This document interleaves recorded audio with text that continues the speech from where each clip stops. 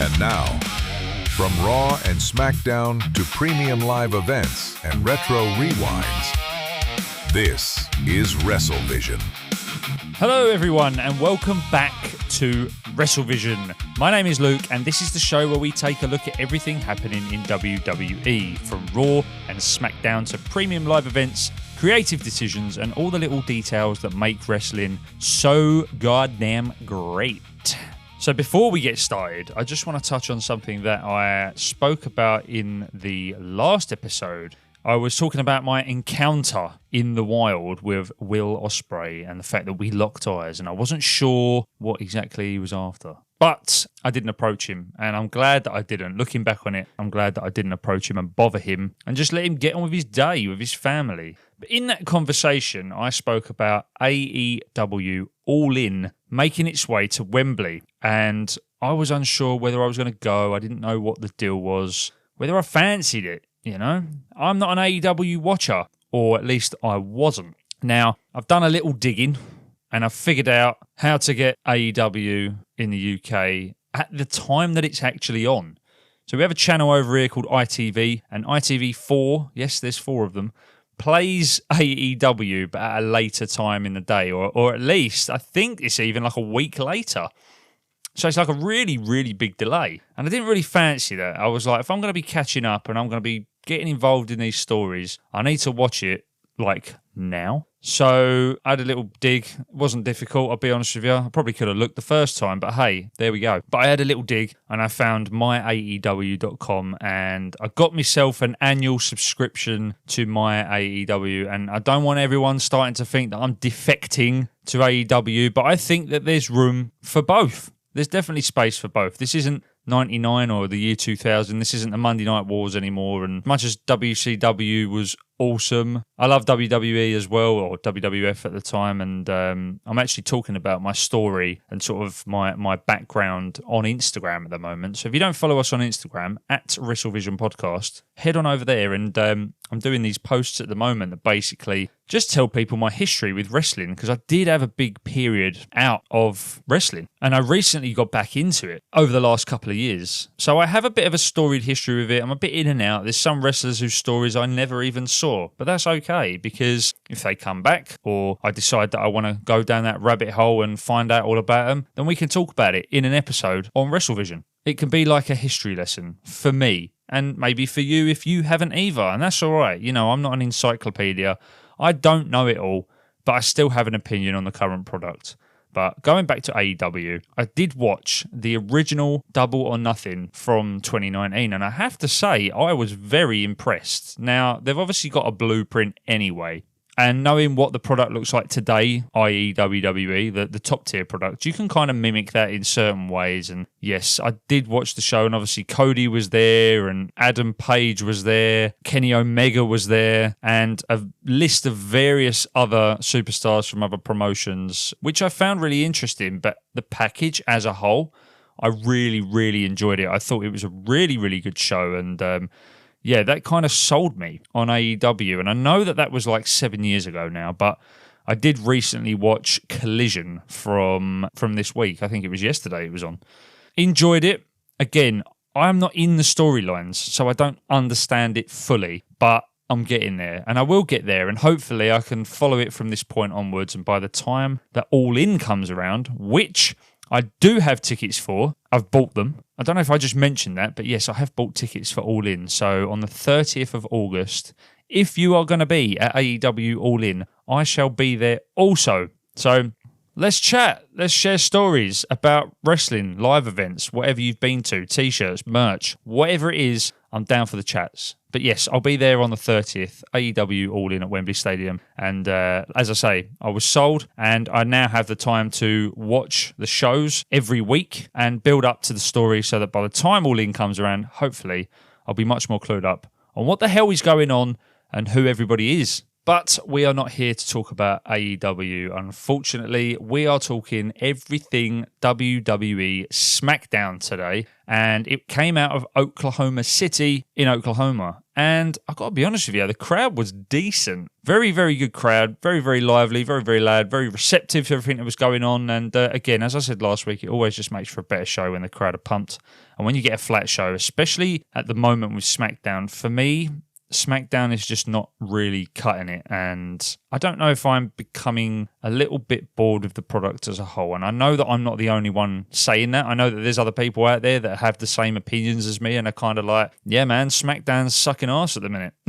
Raw's kind of carrying the torch at the moment, and yeah, I have to agree. But I think what I'm starting to notice is that the show itself and the production of the show in the matches as well is becoming a little bit predictable, and I'm watching things that I feel like I've seen before. And when I say seen before, I mean last week and the week before and the week before that. So just as a viewer, you know, I don't get to go to shows all the time. AEW All In will be my third show overall live, being there in person. So I can't talk from seeing it live. And I know that you have a different experience when you go live, but as someone who watches it every single week on TV, I have to be honest, and yeah, it is becoming a little bit stale, a little bit samey, but I'm still invested in WWE. I'm still invested in some of these characters, and I just want to follow it through and get to where we're going, you know, which is SummerSlam ultimately at the moment, and obviously Saturday night's main event this weekend. So yes, let's get into the show. And it's fair to say I gave my opinions the other week on SummerSlam and what I thought was going to happen and sort of the direction we were going. And I don't know if much has changed. However, we're pretty dead set now that Punk and Cody will be main eventing SummerSlam. I believe night one. If I'm wrong, please correct me, but I think it's night one. I was kind of up for the four-way or the triple threat with Gunther and Sammy. Seems like we're going to get a tag match now at Saturday night's main event, which I'm not massively interested in. But hey, things may very well change after that tag match, and that may very well change the direction of SummerSlam and what our main event looks like. But let's get into this week's episode. As I just said, Oklahoma City, Oklahoma, at the Paycom Center is where it's coming from today. And Joe Tess opened the show on commentary, and we got a video package of Gunther attacking Cody Rhodes and CM Punk stepping in and beating Sami Zayn to win the WWE Championship on Raw,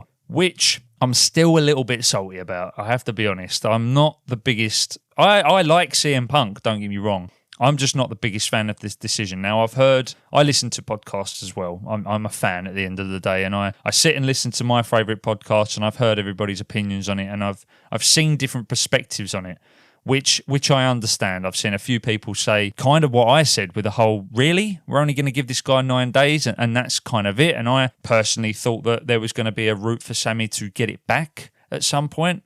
I'm not too sure that's going to happen, but with him being in the Saturday night's main event tag, I'm going to leave that door open. We just don't know, unfortunately, at the moment. But if I had to make a prediction, I would probably say that something may very well change in that main event. I think it's more of a ticket sales tactic at the moment, with having Cody and Punk up there on the night one main event picture, because they're struggling to sell tickets, if you haven't heard.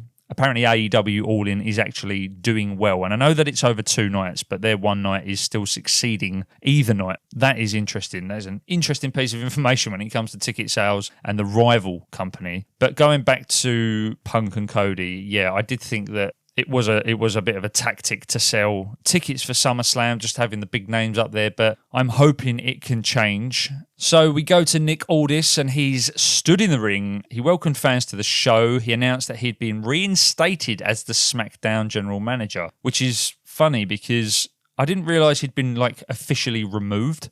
I thought he was just going for an inquiry that we never really heard anything about. And again, I would have liked a segment in the ring with Gunther and Nick and sort of moving towards some sort of potential storyline or a match at least with Nick Aldis and Gunther. Doesn't look like that's going to happen. However, obviously what happened at the end of the episode with Nick and Gunther, it could still be on, is what I'm saying. But hey, he's been reinstated now, and we're back to normal. Even though I think it was like one show we didn't see him for 1 week. So yeah, not a massive loss there really. But we're back to normality now, and he introduced the new WWE champion, CM Punk. And he made his entrance and had the championship around his waist, and he slapped his hands with the fans at ringside before going to the ropes and holding up his title belt. Aldis said he was happy that Punk took his call on Monday and then congratulated him before moving to the corner of the ring. And Punk, who had a black eye, said he missed the fans. He said he'd been negotiating with WWE management and NBC Universal for the past months about moving to SmackDown. Punk credited Aldis for helping with those negotiations and said that when the championship opportunity falls out of the sky, he will catch them. Now, I mean, you're saying when a championship opportunity falls out of the sky, but in the same breath, you've also said that you've been negotiating with WWE and NBC about moving to SmackDown. I kind of get what you're saying, but you know, keeping within kayfabe, you've essentially negotiated your way to a championship here. I mean, there was no guarantee that you was going to beat Sammy or that Sammy was even going to have it by the time you made your return. I wouldn't call this a championship opportunity necessarily, unless you're, I suppose, looking at the fact that Nick has called him and gone, there's an opportunity for you. Championship opportunities falling out of the sky, I would put down to, well, I suppose someone was injured, wasn't they? It was Cody, yeah. So I don't know. Maybe I'm completely wrong on that, but when championship opportunities fall out of the sky, he catches them, and he caught this one, and now he's the champ. So there you go. I mean, like I say, I'm still a little bit salty on it. After this episode, I'm kind of a little less salty on it. I still hope that Sammy gets his flowers at some point and is in the picture somewhere, has another opportunity, but it's not looking likely. And from what I'm reading online, you know, WWE are basically saying that they don't see Sami Zayn as the guy. They see him as a good worker. They see him as a good fella. But he's not one that can run with a championship and sell tickets, etc., even though they're already struggling. You know, they're already struggling to sell tickets, even with Cody and Punk at the very top, even with Roman and Seth and their feud and the bloodline back and all this kind of stuff. They are still struggling. And I think that this goes far beyond the storylines, even though the storylines are mediocre. You know, very often at the moment, and sort of we're not really getting the most exciting version of the business right now. I think that this falls way beyond storylines in itself. This is a TKO issue. This is a money issue. This is families not being able to afford to go to SummerSlam because it's thousands and thousands of dollars to pay for tickets. It's a joke. And it's partly the reason I don't go to many shows, because it's so much more expensive than anything else. I mean, I have to be honest with you. It's difficult really, because it's not, you know, you're not going to see a sporting event in the same way that you would go and see basketball, football, etc., the NFL, whatever it may be. You are seeing entertainment as well. You are being presented with a show. However, if you go and see a show in the theatre, and I know that they're completely different, but the prices are quite high because of what you're getting. You're getting, you know, a performance and actors, and no one said it's easy to be a wrestler. It's not all about in-ring, as we very well know. So the entertainment side of it does bump the price up a little bit, I think, but I still believe that WWE is so overpriced. And now I have my all-in tickets, I can attest to that. Based on where I'm sitting, I've got pretty good seats. And when I went to the Raw taping, when Cena turned heel in London, I think March last year, I paid a lot of money for those tickets. And the seats that I have now for Wembley are all in are better by not a lot, but they are better. They're a lot closer, quite near ringside, and I paid a lot less for them. So yeah, as I say, I think it's larger than the storylines. But hey, let's move on with the show.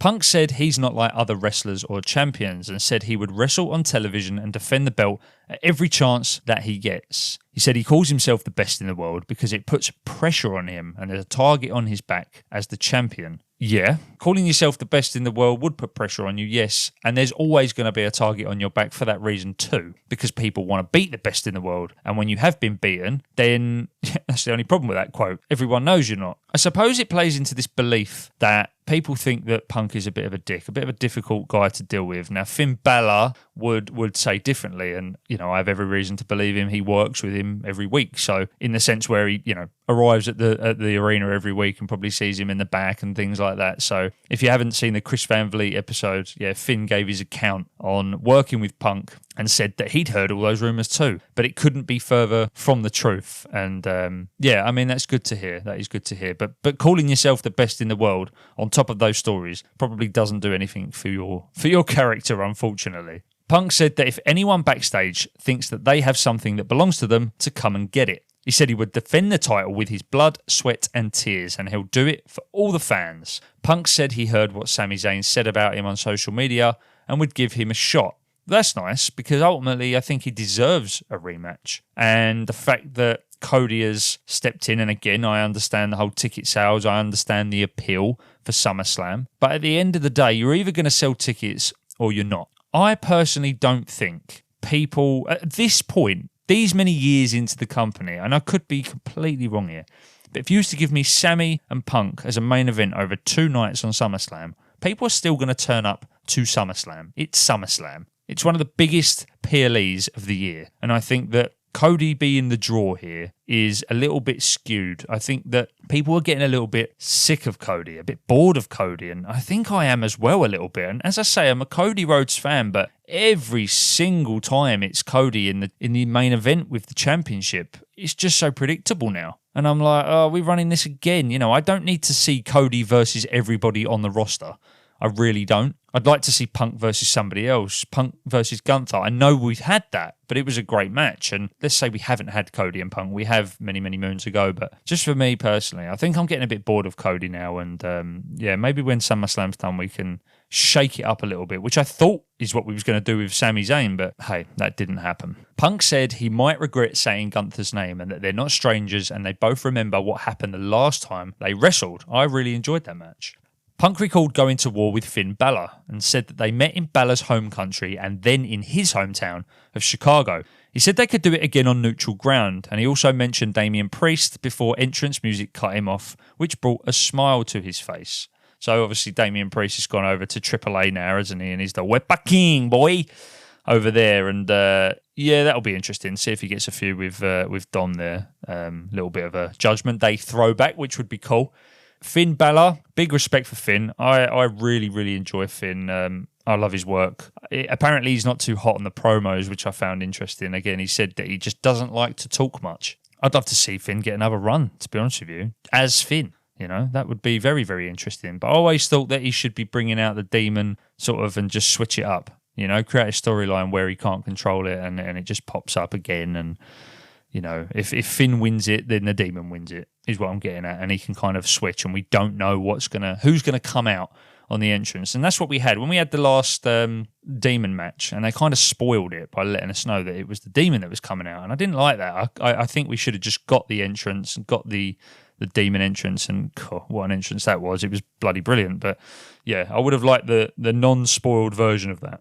And I actually don't think that bringing up Damian Priest's name is about him getting a shot. I think it's just about placing him in the conversation to cement him as a top guy in AAA because he's worthy enough of being within the chatter of the WWE Championship. But I personally don't actually see that happening. Yeah, it's just a position play, essentially. So Cody made his entrance and joined Punk inside the ring, and he looked at his black eye, a bit like what Punk did to Cody, and he asked Punk how his eye was, and he said it looks worse than it felt.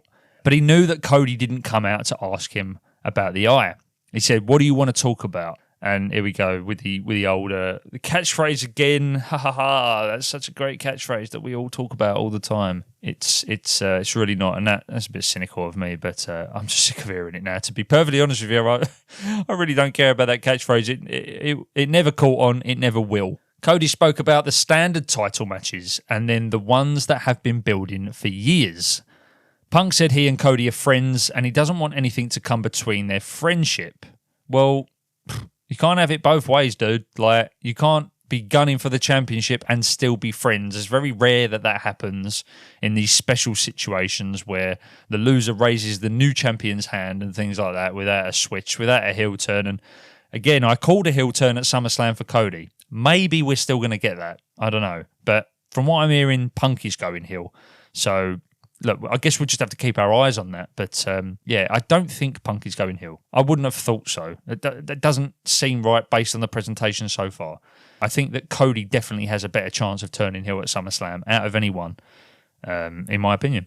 Punk said that he thought it would happen in the main event of WrestleMania, but he doesn't think that they can run away from each other anymore. Well, no, because Cody's going through the roster here and you're the last guy pretty much that he's got to face now. So hey, fingers crossed, maybe at the end, Cody will get a break, bit of time off, just a bit of mid-card action, give him the US title or something, put him in there. We can excite that, especially with Baron Corbin making his comeback now as well. But we'll get to that match a little bit later. Cody recalled that when he was champion, he told Punk to just say when. And in the middle of him saying that, Punk just said, when? And Cody responded, SummerSlam, which we all knew was coming. They shook hands, and Aldis said it looked like the match was official. Punk and Cody continued to shake hands, and they pulled each other closer, and when they finally stopped shaking hands, Punk left the ring while keeping an eye on Cody. So, yes, we have our main event for SummerSlam, and again, just to repeat what I've already said, I'm okay with this.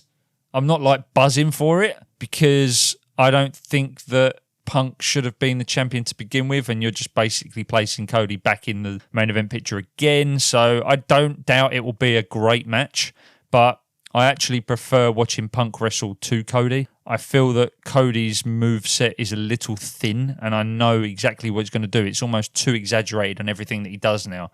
I can kind of see it coming. There's no real surprises when Cody's in the ring. You know what he's going to do. It's just whether he's going to win. And to be honest with you, 90% of the time he does. Do I think he'll win here? I think Punk will hang on. But what I will say is that's based on that matchup. I actually think this match will change. I don't know. Maybe I'm wrong. Maybe there'll be an interruption and we'll go on to the next PLE Money in the Bank. I don't know. But let's read what they've written here on this segment. A pretty straightforward segment to set up Punk versus Cody for SummerSlam. I was waiting for Sami Zayn or Gunther to interrupt, but it never happened. Punk versus Cody is a big addition to the SummerSlam card. It will be interesting to see how many SummerSlam tickets are sold over the next week. Yeah, I don't know if that's going to do anything. I could be completely wrong. If I'm looking at it on paper, then yes, I would say that probably will do the trick. But this is just my opinion. If I'm going to SummerSlam, I'm going to SummerSlam. To me, it doesn't really matter what the main event is. But then I suppose people in the US have a little bit more freedom to make that choice. When it comes to the UK, I'm going regardless because the opportunities are so sparse. If Raw comes around, I want to go. I don't care who's there. I don't care who's on the card that night. I'm just paying to go to Raw, to be in the atmosphere, to soak up the noise and the music and the fun and whoever I get. And I'm just happy with it either way. Then we go backstage and Kathy Kelly, who was looking very nice this week, interviewed Jade Cargill, who was accompanied by B-Fab and Michin, and asked her why she wanted a match with Alexa Bliss. Jade said she's not responsible for what happens to Bliss and said she could blame Charlotte Flair.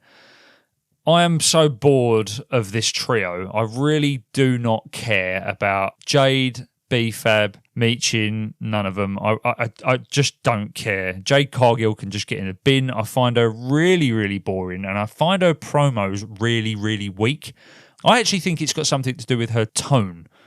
Or actual voice. It's almost like it feels like she's running out of gas a little bit when she talks. I don't know what it is. She just doesn't have a commanding voice. She looks the part, and I'm not going to doubt that. And I don't really like her in ring. I think she's sloppy. I think she's lazy. I think she still makes mistakes. And I think that she thinks her looks can just give her a free pass over all this stuff. And, maybe I'm completely wrong. But, I'm just not a fan of Jade Cargill, and I think her promos are just weak, dude. Simple as that. So then we go to our first match, and we get Finn Balor versus Tama Tonga. Now, I know this is a bit of a throwback match, and I have to be honest, I don't know the history here. I had a little read up about it, and it was something to do with New Japan Pro Wrestling. So, yeah, maybe it's something that I can definitely dig back into. But Finn Balor versus Tama Tonga, and we had Finn Balor beating Tama Tonga in 9 minutes and 50 seconds. We'll just go through the match briefly here. Balor put Tama down with a sling blade clothesline and followed up with a shotgun drop kick. Balor went to the ropes for his finisher, but he was distracted by Tala arguing with the referee. And I just have to say, Tama Tonga, I don't think I've ever heard him speak. Like, he literally has zero character in this business. I don't know the point of him, to be perfectly honest with you. And on the entrances, just before we go back to the match, Tama Tonga came out with the face paint, the MFT face paint, and Tala didn't. So are we just to assume that this is war paint? I know this is a very small detail, but are we just assuming that this is just war paint that they wear now, and that's his gimmick? or is Tala going to follow up with that? Because I always associated it with the MFTs and they're not a thing anymore. So, but on Finn Balor, the guy is ripped as fuck. He's so shredded. He looks the part. He looks awesome. He always is in such good shape, and his thighs, and I don't want to get a bit weird here, but his thighs are unreal. Like the muscle definition in his thighs when he just moves around the ring is absolutely crazy. And fair play to Finn, man. But back to the match. Balor went for the coup de grace and Tama moved. Tama hit his cutthroat finisher, which led to a near fall, and Balor made another comeback and ended up hitting the coup de grace for the win. Overall, a pretty decent match. Balor is fluid as fuck, mate. But unfortunately, for me, this match, as good as it was, it felt like a match that I'd seen before. This is what I was saying earlier. It's like the match structure or the formulaic nature or something like that. It just feels very similar week on week. Every time I watch SmackDown, I see matches that I feel like I've watched them before. And I think that's kind of why it feels dull. And I know that, WWE is more presentation and story first than wrestling.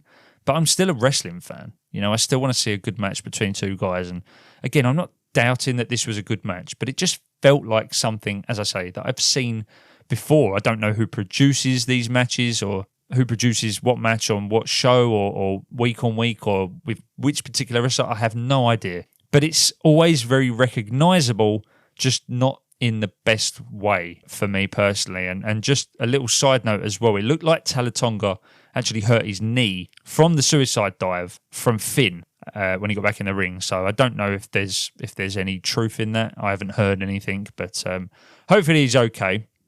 But yeah, pretty decent match. Would I want to see it again? I mean, if we're going to build a storyline here, kind of going through Finn's past, that would be interesting. And sort of going through old foes, sort of have him knock him off the list and then build his way into some sort of title picture. I would really enjoy seeing Finn Balor in the main event picture, especially now he's kind of, let's be honest, he's got more years behind him than he has in front of him now in the ring. So I'd like to see Finn Balor get another run at the title at some point. I definitely think he's good for it. Like, yes, as we've said already, he's not a big talker and he doesn't enjoy actually doing the promos in ring. But hey, look, I'd still like to see him get a run. Just give him a little bit longer than 9 days, please. But we go backstage with Kathy Kelly and she's interviewing Carmelo Hayes, who spoke about his non-title match with Trick Williams. And he said this would be his moment to prove that he is him. And yeah, decent promo from Melo here. I think he's very good. I got to be honest with you. Let's just be real here. I think the reason that Carmelo Hayes hasn't had a bigger push is because he's quite short. He's stuck in the mid-card because of his height. That's just my personal opinion.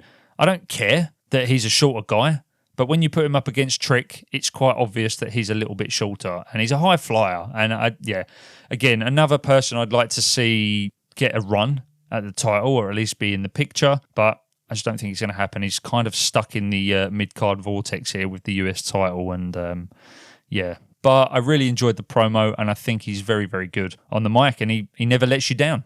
But backstage again, R-Truth paid off a bet to Axiom over Team USA's loss in the World Cup. Nathan Fraser said Americans are better at eating hot dogs, but the Europeans are better at real football. I wouldn't necessarily agree. I get where he's coming from, but I thought this was not really doing anything for Nathan Fraser here. I thought, you're in America, dude, on an American show. Like, I get the banter and all that kind of stuff, but some people will take that a little bit, they'll be a bit, oh, that's a bit harsh. Europeans are better at real football. Look, let's not get into it, but if we're going to go on the World Cup, then at the moment, yes, we are. The AAA Tag Team Champions War Raiders, Eric and Ivar, showed up, and Eric said he and Ivar were sick of the games. He told Truth to talk to Nick Aldis about their title versus title match. So with Damien going over to AAA now, seemingly as a single star, are we supposed to forget that he's still the tag champion? Because R-Truth has just been left on SmackDown over here. I know that he did end up coming into the picture, but don't really know what's going on there. This is they're trying to make something. I'm assuming this is going to be a AAA match, and the story is just being run through SmackDown. But then Jimmy Uso and Jacob Fatu entered the picture. Jimmy stood up for Truth, and then the War Raiders exited. Jimmy indicated that he was looking for Solo Sikoa. And Jacob asked Truth if he'd seen Royce Keys, and he said he'd never seen him before. Ha ha ha ha ha. I was still getting Truth-isms, which I don't mind. But yeah, these segments do get a bit dull sometimes. Then Damian Priest entered the picture, and Priest said that he had saw Keys, and he was in the building.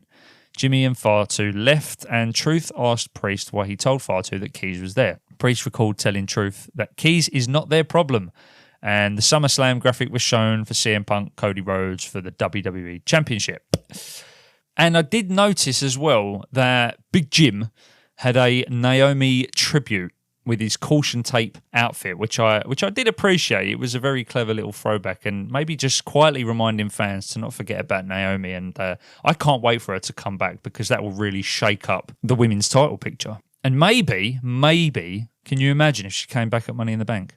That would be awesome, considering she won the Money in the Bank and then cashed in to get the title. Can't wait for her to come back, and hopefully it's sooner rather than later. So then we go to Nick Aldis, and this did make me laugh, this segment. He was in his makeshift office on the phone with Sami Zayn, and he said that Sami had requested the night off for a mental health break, which he granted, and he almost said it like, yeah, we're going to give you all the information in this phone call. It was so false and sort of pretend, and I know it is, but it was so bad, it just made me laugh. And then Gunther entered the picture. Aldis put the phone down, and Gunther said he should be in the WWE Championship match at SummerSlam. Gunther said he would give Aldis until the end of the night to fix it, and Nick Aldis said he would take it into consideration. So, still on this kind of Nick Aldis-Gunther storyline, again, I don't know if anything's going to come of it. It would be cool to see Nick Aldis in the ring with Gunther, but yeah, I don't know what they're trying to do here. Are they doing a Gunther storyline with Nick Aldis, or are they putting him in the picture? Or are we doing both? Like, what are we doing here? This has been going on for long enough now. Let's just get to the point. Again, this is just sort of segment after segment, and it's kind of dragging on for me now, and I'm like... So we go to Jimmy Uso and Jacob Fatu stood in the ring. Jimmy called out Solo, but Royce Keys made his entrance. And the one thing I'd noticed was that did they remove the harmonica at the beginning of Royce Keys' entrance? Because I didn't recognise the theme. Like I know the theme tune, but the harmonica at the beginning, that bit was really recognisable. It goes back to when Jim Johnston said that, you know, everyone in the first 2 seconds should have a recognisable sound in their theme tune, just like they did back in the Attitude days. And at least Royce Keys had that, but they seem to have removed it. I don't know why. That's kind of what made it recognisable. As soon as I heard that, I knew who it was. And considering we don't know a lot about Royce Keys at the moment, that was kind of going for him in his favour, so that we, right, yep, that's Royce Keys there. And they've taken it. And it took me a minute to figure out who it was, until obviously his name came up on the screen. But yeah, I liked the theme tune. It was a little bit different. It was a little bit southern. I enjoyed it. But hey, looks like they've got rid of it. Royce Keys said that Jimmy mentioned his name last week and this week. So guess what? I brought Royce Keys to that ass, he said. Royce Keys assumed Jimmy was on family business, which he said is starting to affect him. Jimmy said he and Jacob were on OTC business, and Keys said Roman Reigns wasn't even there. Jacob took the mic and then stared at Keys, and Jacob said he and Keys are tight and they should keep it like that. Jacob and Royce could say anything about anyone else, but he shouldn't go there when it comes to the OTC. Jimmy said Royce Keys isn't part of the family and said blood doesn't make you family, loyalty does. Yeah, I've been there before. Royce Keys and Fatu knows he doesn't have a family, and Royce Keys said Jacob had been his brother for the last 14 years and refused to let him fall. Jimmy warned Keys that he was going to cross a line that he couldn't come back from. Keys said that he didn't come here to fight, but it looked like that there was a line. He stepped forward and said that he just crossed that line. And then basically they got into a big scrap, and Fatu said he was out and left the ring, said there was no we. And yeah, I've got to be honest with you, this was a weak promo in my opinion, mainly for Big Jim and Jacob Fatu. The crowd looked bored, and I am enjoying the Bloodline story, but kind of only when Roman's involved. Like all this side shit with the, you know, these sort of Jim and Fatu and Jay all going around doing these little side missions. I'm not really bothered by it. Like, just give me all of them in the ring all the time. And the tension within the Bloodline, I thought, was the story. And there is still tension there, but it's just going so bleeding slow. It's boring me, and I'd rather just get Roman back and just have it boil to SummerSlam. But I know, you beggars can't be choosers and things like that. And You can't please all the people all the time. I understand that. I just found this really boring. I'm just not interested in all this other shit, basically. And, I like Royce Keys as well. Or at least I want to like him.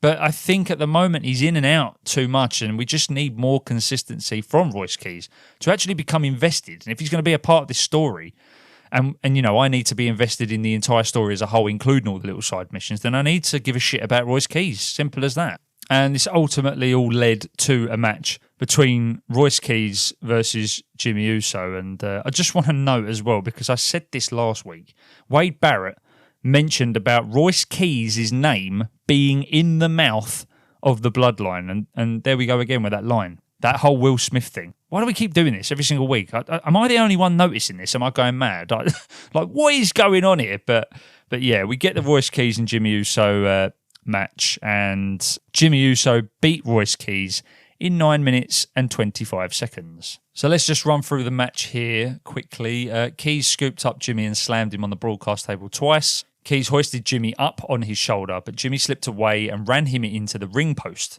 Jimmy called a timeout while leaning against the timekeeper's barricade. Now, this annoyed me a little bit, because I'm like, dude, you're a wrestler. How are you taking a timeout?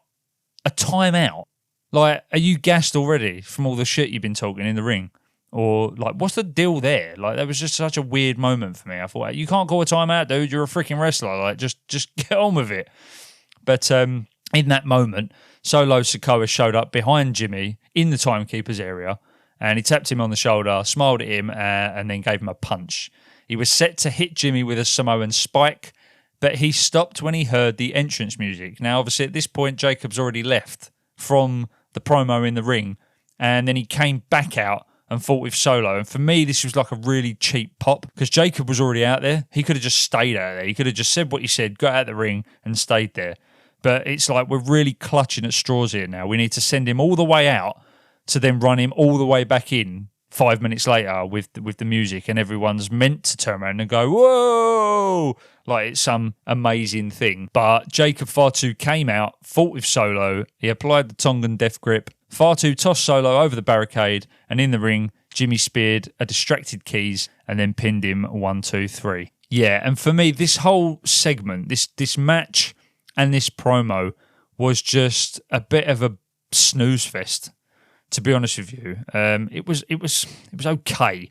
I like Royce Keys in the ring because he is an actual powerhouse, excuse the pun, but it does make sense. Jim failed a suicide dive, and if you can't make him clean, then just stop doing them at all. Obviously, he called his time out. It just wasn't a good look.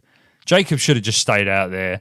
And whilst Jacob was throwing Solo over the barricade, he actually sent himself over there as well. So, yeah, the crowd weren't really into it. It felt like it. And this was a pretty decent crowd for the start of the show. So, yeah, I think I'm kind of echoing maybe what people thought about this segment. Like, I don't think anyone really cares at the moment. This is just trying to keep us interested in the Bloodline story with these little side missions. And, just messy.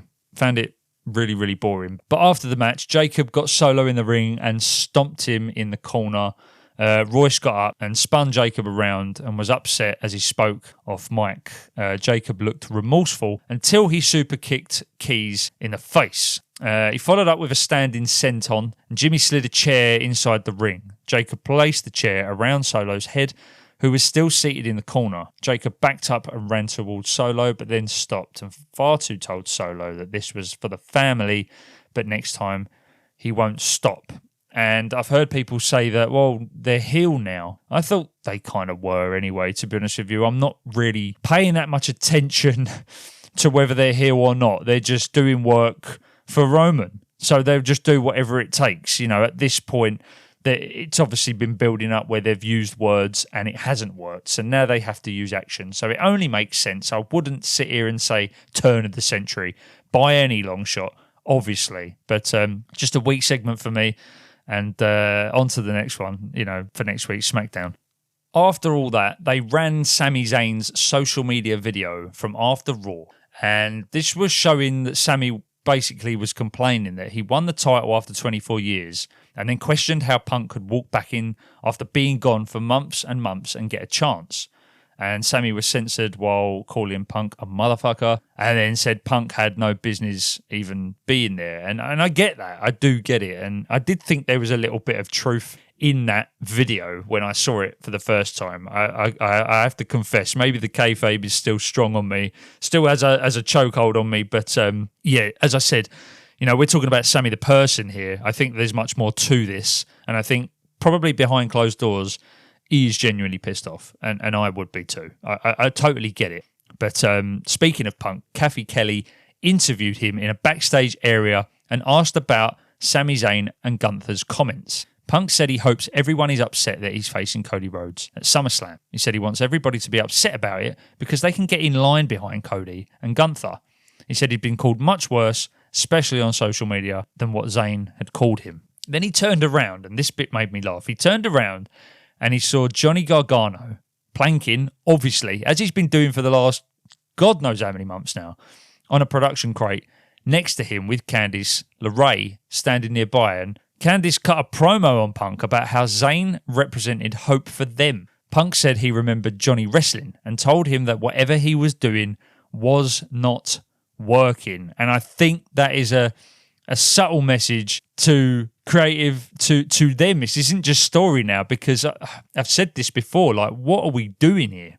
Why are they doing this segment for weeks and months on end? It just means nothing. It doesn't provide anything to this show. You have no idea what you are doing with these two particular stars. If this is what you have them doing every single week, it just exposes creative, in my opinion, that they just have no idea what to do with these people. But for some reason, they're keeping them around. And it wouldn't surprise me if there was a pay cut involved. As we know, everyone's going through these 50% pay cuts or 50% less or more, or whatever it is, at the moment during the business. And it wouldn't surprise me if these two had taken the pay cut to stay around, and they're just basically getting on with whatever they've been given. But it's just embarrassing. And yeah, it's quite hard to watch, to be honest with you. I like Candice. I think she's carrying this, whatever the hell this is meant to be, and has done for so long. Obviously, because Johnny ain't saying shit.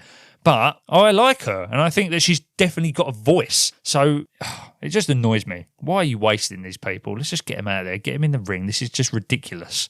It really is. And I'm glad that Punk said something. But before he left, he turned and was greeted by Finn Balor, who said he hoped he'd see Punk. "Welcome to SmackDown, champ," he said with a smile. And yeah, man, I'm totally here for it. As I said before, give me Balor Punk. I'm all over it, mate. I'd love to see it again. And yeah, I'd love to see Finn Balor in the title picture in general, just because I think he's a total boss. And before the next match, we got this little sponsored video featuring Fatal Influence. And they spoke about, beating Brie Bella and Paige to win the WWE Tag Team titles at Saturday night's main event at MSG. And nothing wrong with the video itself, apart from the fact there was a big fat logo in the corner of it for this bank.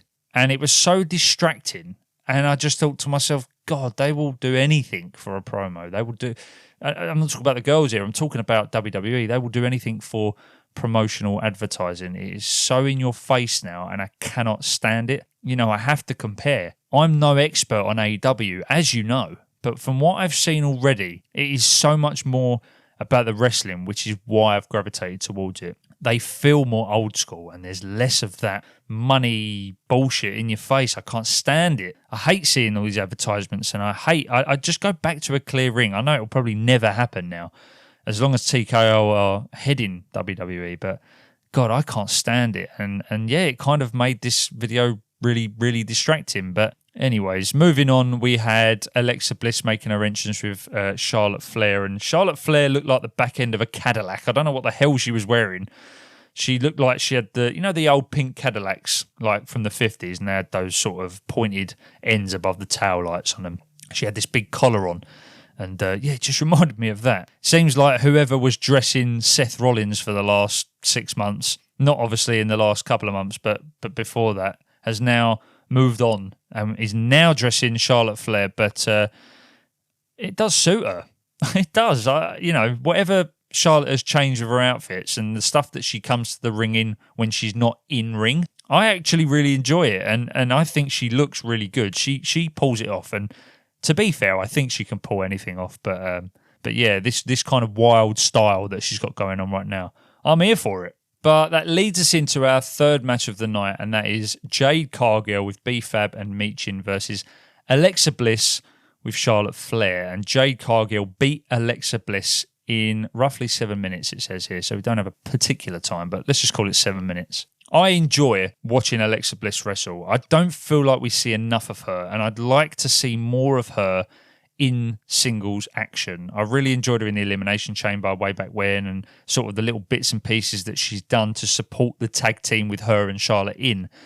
But I would much rather see them split at this point and just go on the singles runs. Maybe they don't have to. Maybe this is how we're going to get it. It's going to just kind of be they're friends, they're a tag team, and that's that. But we're going to still have these single storylines for them. I am okay with that, but I would like to see more Bliss in the ring and less Jade, because as you know, I cannot stand Jade Cargill. Still can't stand her. Don't rate her at all. It's just my opinion. It's nothing personal. I just have watched her and I think she makes mistakes. I think she's sloppy. I think that she doesn't play the part as well as maybe she thinks she does. And I think that the IWC or the internet wrestling community should be heard because, and she definitely hears them. She definitely hears everybody that talks on the internet about her because she's always putting these little backhanded posts up on her X account or her Instagram account, and they're always going to fight back. I get it, but I don't think it's unwarranted. Personally, just not a big fan. But let's get into the match briefly. Jade caught Bliss going for a cross-body block from the middle of the rope. Alexa Bliss slipped away and got Jade in position for her finisher, but Jade powered her up. Bliss stepped away from Jade and super kicked her, and B-Fab pulled Bliss down from the floor. Charlotte clotheslined Jade over the top rope while the referee was distracted, and then Bliss rolled up Jade for the 2 count. Michin ran over to Flair, who caught her with a kick, and B-Fab ran Flair into the ring post. B-Fab climbed onto the ring apron, but Bliss knocked her down with a forearm. Bliss turned into a pump kick from Jade, who followed up with Jaded for the win. And I think the most interesting part, as I've said, I really enjoy watching Bliss wrestle. So I enjoyed the match from that perspective. But the most interesting part was after the match when Jade grabbed the chair and Charlotte hit Jade from behind. B-Fab and Michin attacked Flair, who put them both down. Jade caught Flair with a weak kick and B-Fab and Michin put the boots to Flair. Jade wrapped a chair around Bliss's left arm and eventually snapped it. They said that, she's going to be out for 6 months. It's a disgusting move. And they had this shot of Bliss, who's clearly got the necessary joints to hyperextend anyway. If you hold it just above your elbow there, then, I know people that can make it look bad. And I guess they were going for, her arm's really broken or damaged or something. And, I get the idea behind it, but obviously I'm not buying it. Just kind of stupid, but it actually says it here. Here we go. It's not the first time that WWE has taken advantage of Bliss's double-jointed elbows. They wisely waited a long time, so still it packs a punch. So obviously they've done this before, and that's fine. But packs a punch for who? I'm not sure. I don't know if anyone was really believing it.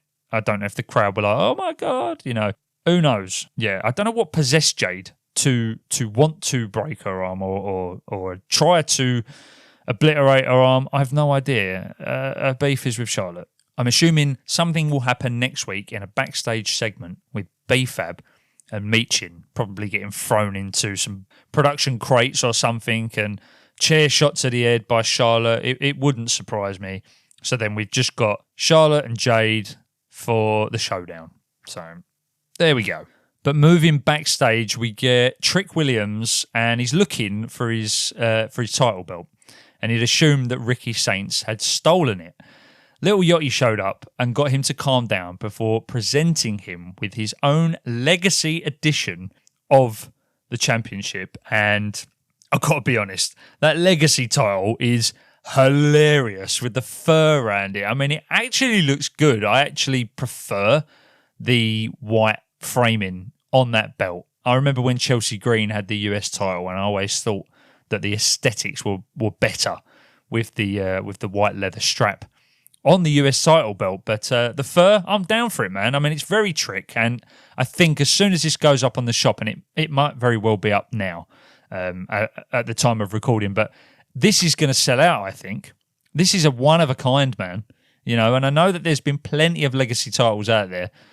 I don't know if he warrants a legacy title just yet, but hey, we've got one. Look, if I had 600 quid, or 700 quid, however much they're going to pump this out for, I'd get it, man, because there's only going to be one of them. So, yeah, I think it will sell out fairly quickly, I have to be honest. But a giddy Trick talked about Yachty getting him the belt, similar to how John Cena was presented with his own belt back in the day. But you can understand what I'm saying here. When John Cena got the belt, he was significantly more established than what Trick Williams currently is. And John Cena's done a lot more than what Trick currently has. So, yeah, a little bit early for me, but still a cool belt nonetheless. But that leads us nicely into our last match of the night, which is Trick Williams with Little Yachty versus Carmelo Hayes in a non-title match. And Trick Williams fought Carmelo Hayes to a no contest in 10 minutes and 30 seconds. And there were some funny moments in this match, particularly with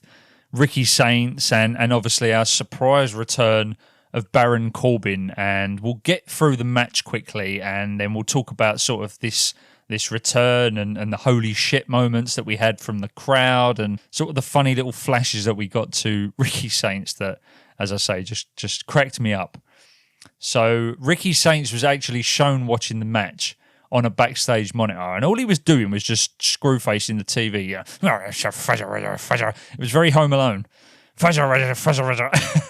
But they showed it a couple of times and it was like you would be forgiven for thinking it was the same video that they just kept showing, because he didn't look at the camera, he didn't turn, he just kept fuzz-a-ruzz-a-fuzz-a-ruzzing at the screen every 2 minutes, and yeah, it was so fucking stupid.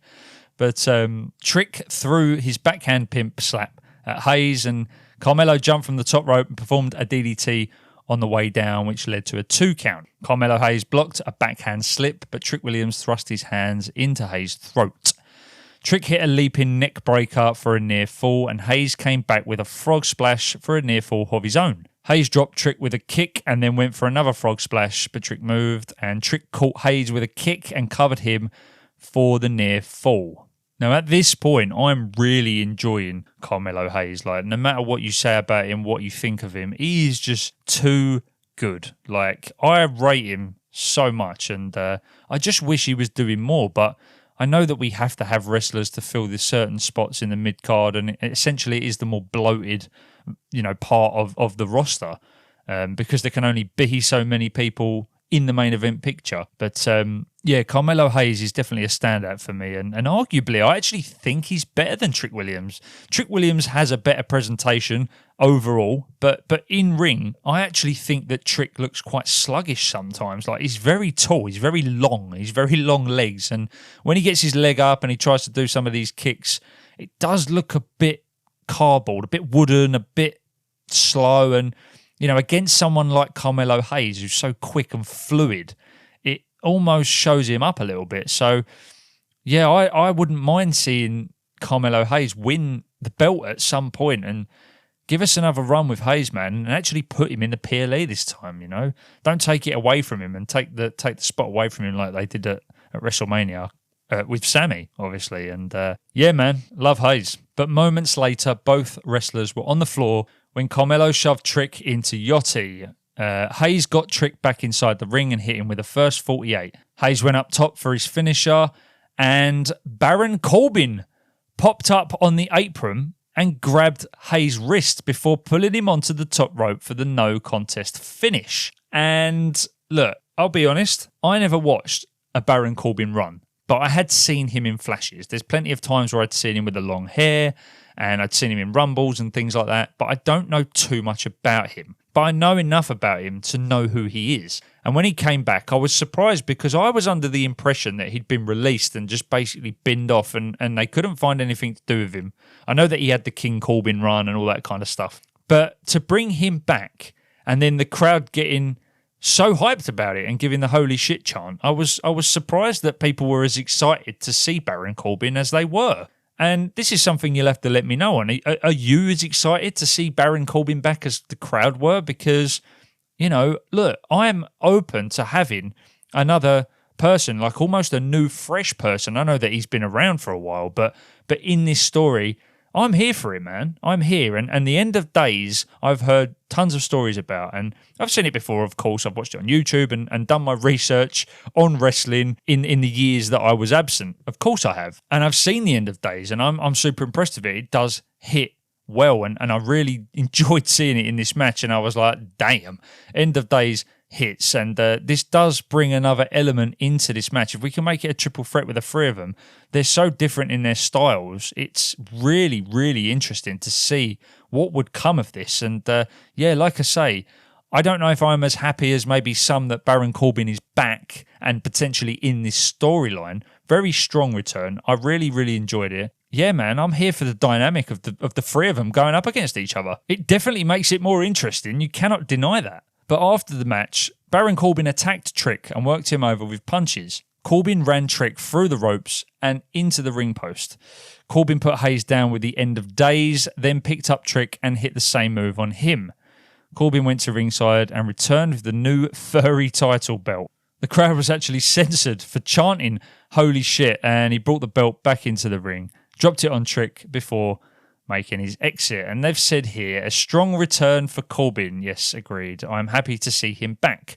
More importantly, I'm happy to see him back as a serious heel, at least so far.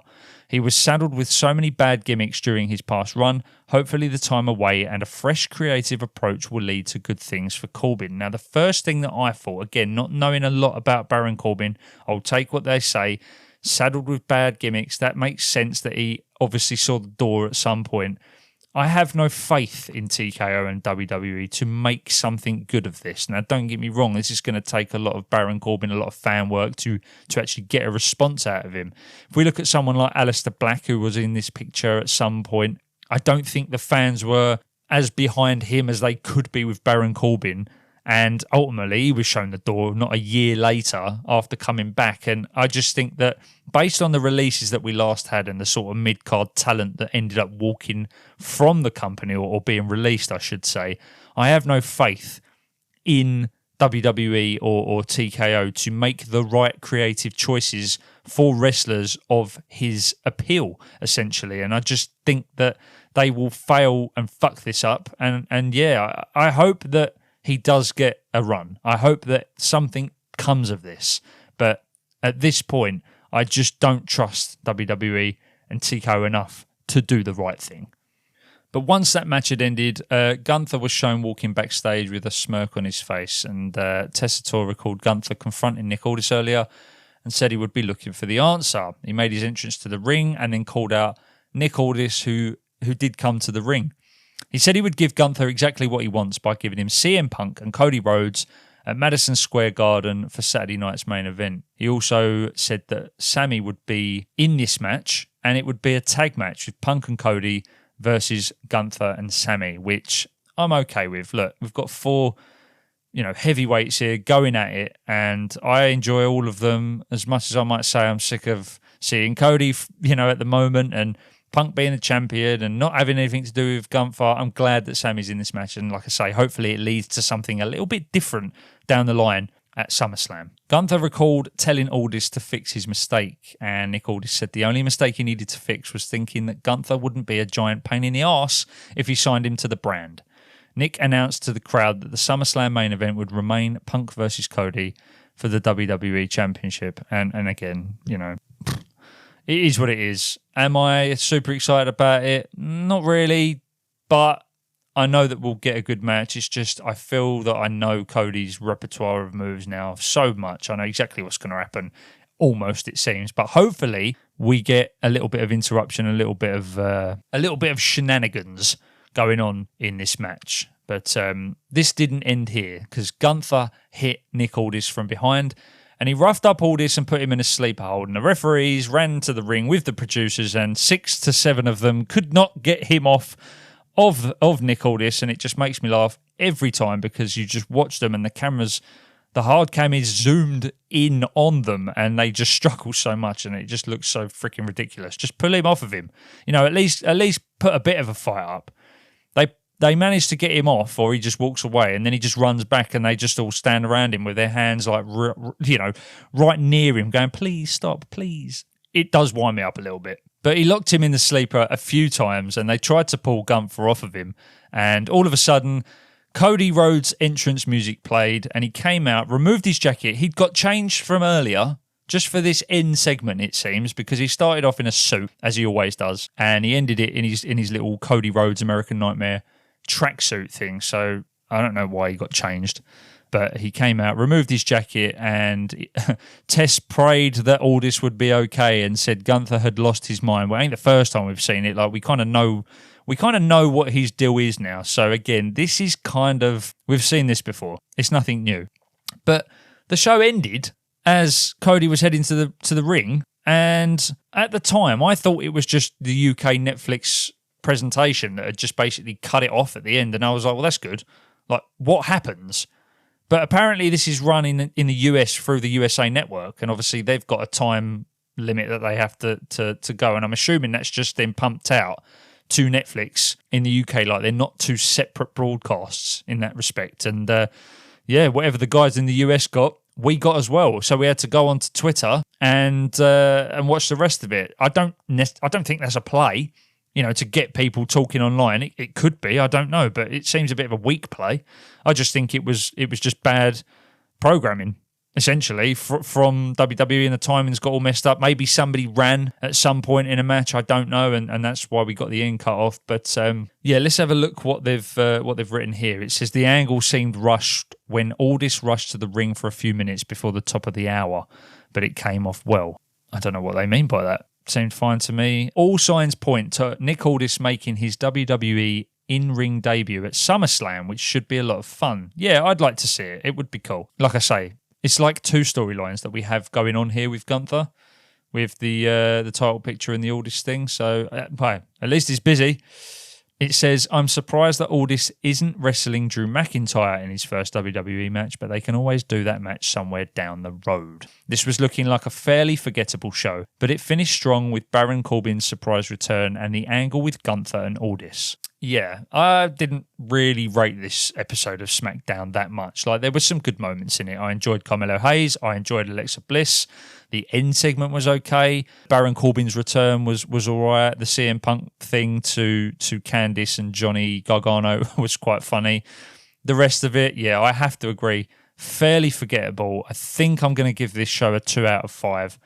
Just boring week-to-week stuff, and it shouldn't have to be like that. Do you know what I mean? It should be more interesting, more inventive. Like, give us something. I feel like that they just fill this show out with segments upon segments of nonsense, and it's painful because I don't feel like we get that with Raw. So again, I'm looking to the producers and the creative on this one, because SmackDown is a snooze fest at the moment, and it has been for weeks, as we've already mentioned. I mean, everybody knows this at this point. But yeah, I think overall it was okay. 2 out of 5 is what I'm giving it, and I'm looking forward to Saturday night's main event this weekend. What do you think the results are going to be? I might do a little predictions episode and get that out to everybody so that we can just have a little chat about what we think is going to go on. And I still think the SummerSlam picture will change for the main event with Punk and Cody. I'm still sticking to that. I could be wrong, and if I'm wrong, then so be it.